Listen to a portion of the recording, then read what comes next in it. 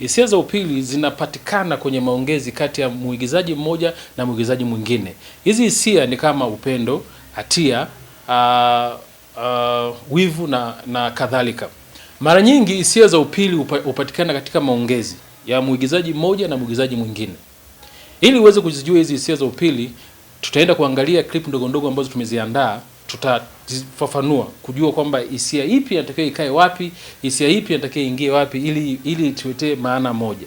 Kwa sababu bila kuwa na maana moja tuweze kupata kitu ambacho kimekamilika. Mara nyingi watu wanacheza hisia moja moja, hawachezi hizi hisia za upili ambazo ni hisia muhimu kuliko unavyofikiria. Jinsi ya kuzitambua hizi hisia, kuna njia tatu ya kuzitambua hizi hisia za upili. Hisia za awali kama nilivyoelezea mwanzo, zenyewe sio kazi sana kuweza kuzitambua kwa sababu ni hisia ambazo tunazo mara kwa mara. Hisia kama hisia za hasira, uoga na kadhalika. Hizo hisia ambazo zipo kwenye maisha yetu ya kila siku zipo. Lakini kwenye kuhisi sasa ndio inakuwa iko tofauti kidogo. Kwenye jinsi unajisikia wewe na maneno unayosema yanamaanisha nini?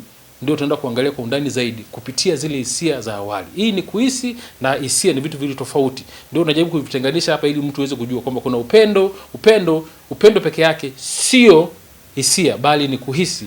Wivu sio hisia bali ni kuhisi kwa sababu ni mchanganyiko wa hisia zaidi ya moja. Kwa hiyo unaenda kuangalia hizi hisia moja tunaziwekaje kwenye maneno na kuzitoa kwenye maneno kuziweka kwenye nyuso za watu. Kitu cha kwanza kabisa unapopewa script yako lazima uwe na vitu vitatu ambavyo ni vitu muhimu sana. Kitu cha kwanza katika hivi vitu vitatu ni kuelewa script kwa ujumla. Ina maana unatakiwa usome, sio usome kipengele kimoja tu au usome kipengele cha kwako tu, hapana. Unatakiwa usome vipengele vyote ili uweze kuelewa story nzima inamaanisha nini.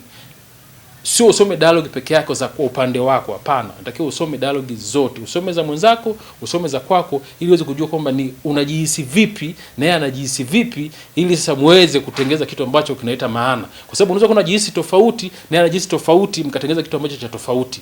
Leo ndo tunaenda kuangalia hilo, kuangazia hicho kipengele. Pili ni kutambua vidokezo vya hisia. Kila neno ambalo linasemwa linakuwa na hisia yake.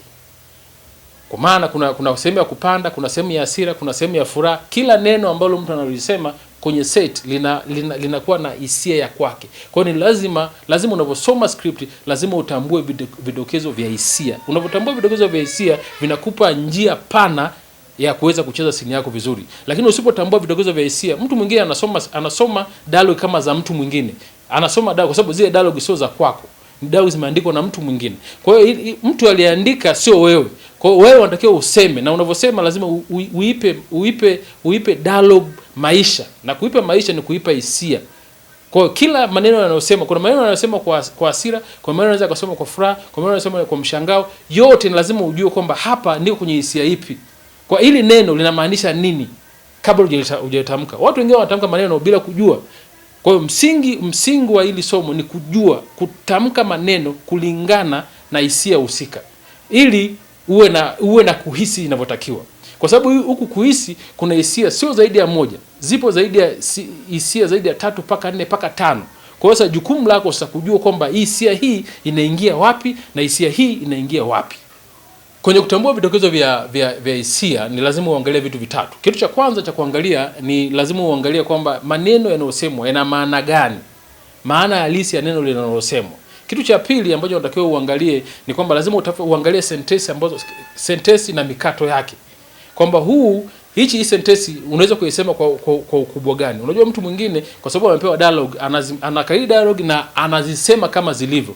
Angalia mikato kwamba wapi anatakiwa useme kulingana na pumzi yako. Mtu mwingine anaongea mwanzo mwisho pasipo kujua kwamba hapa inatakiwa niongee kitu fulani, hapa inatakiwa niongee kitu fulani kwenye sentensi nzima.